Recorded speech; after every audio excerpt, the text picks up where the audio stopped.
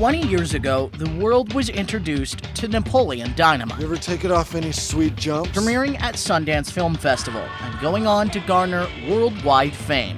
But did you ever wonder what sparked the idea behind the story? 20 years ago, before anybody could vote for Pedro, Napoleon Dynamite started as just a 10-minute film and a dream of two BYU college students.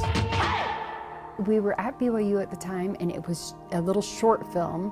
It was just really funny and delightful, and it starred John Heater, the actual Napoleon Dynamite. And it got into a couple festivals, and after that we were like, let's make it into a full feature. This is Jerusha Hess, and together with her husband Jared, they co-wrote and directed the movie Napoleon Dynamite. It's a little unnerving because we don't feel 20 years older, obviously. With a small budget of $400,000, they set off. But before anything else, they had to find a setting. Preston, my husband went to high school there for 2 years only, and he fell in love with that little farm town. And the town just pulled out all the stops to help us make this movie. Bow to your sensei! You know, we had no budget, and so they opened their buildings and their homes for our cast and crew to live in. They were extras and were being paid in basically orange juice with eggs in it. And to start, they needed a house. You know, you fat lard, come get some dinner. Yeah, I was actually gone for most of the week, but my wife, the kids, they just kind of stayed out of the way. And it took them a couple of weeks to do what they needed to do here. Lyle Porter has owned the Dynamite's house since they filmed. The brick, the wood, the cows next door, they're all still here. Director Jared Hess knew the home since he went to high school with the Porter's daughter. Did you expect it to become as big of a thing as it did? No, absolutely not. Only the exteriors were filmed here, so the plot wasn't exactly clear. Once he saw it on the silver screen, well... The first time I looked at it, I thought, kind of strange, This is pretty much the worst video ever made. I watched it a couple more times, and It grows on you a little bit? a little bit. Down the road in the heart of Preston sits another location. Poppin' Pins is still a place that those in town like to gather. So my family moved up here. We took it over probably 6 years ago.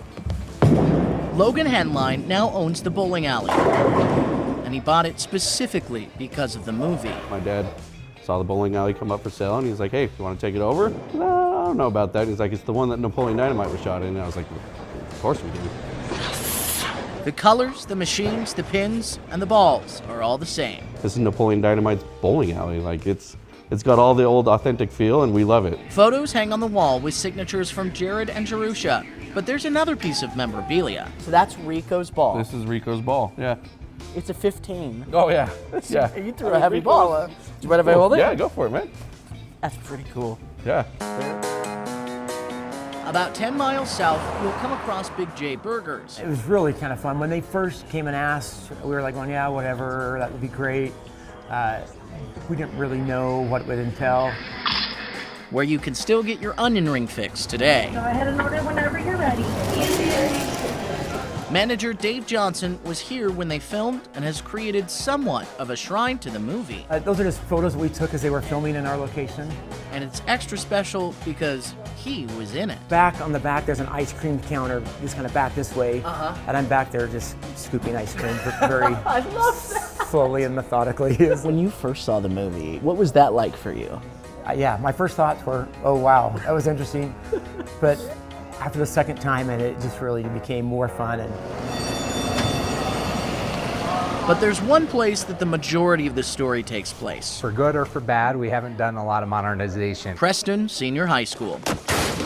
From the lockers to the hallways to even a few vote for Pedro posters. If you vote for me, it's all the same. all of your wildest dreams will come true. You can still come check our lockers out, and the auditorium's the same.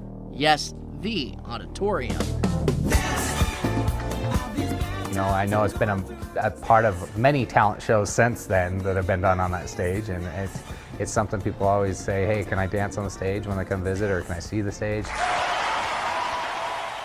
Brady Gardner remembers it all well. He's the current assistant superintendent of the district, but it also happens that he was a student when Napoleon Dynamite was filmed. My first reaction is, oh, that's what we do on a daily basis sometimes, so I don't think it's that funny, but